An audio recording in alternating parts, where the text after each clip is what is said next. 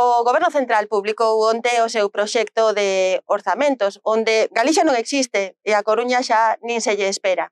O compromiso do Goberno coa cidade e a súa área metropolitana é moi baixo e, por exemplo, accións tan importantes como a condonación da débeda da autoridade portuaria ou o tren a Langosteira, fundamentais para que a Coruña poda disfrutar dos terreos portuarios, son absolutamente ausentes no proxecto de orzamentos. Tampouco está a humanización de Alfonso Molina, nin somos capaces de identificar unha partida para esa pasarela de Pedralonga, onde a veciñanza arrisca a súa vida todos os días.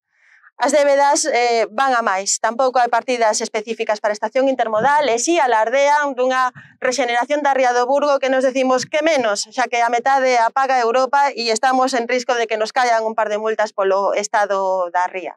Tampouco nos parece de recibo que esa rebaixa dos peaxes en Audasa, moi necesaria, sexa costeada con fondos públicos e cos impostos de todos e de todas, en lugar de que o costee unha empresa que sigue repartindo beneficios a cada final de ano. En definitiva, estamos a tempo aínda de que se corrixan estas deficiencias gravísimas. A Marea Atlántica propuxo a alcaldía que convocara un pleno extraordinario onde poder alzar unha voz unánime e demandar o que lle corresponde a Coruña e a área metropolitana e creemos que agora ou nunca, señora Rei.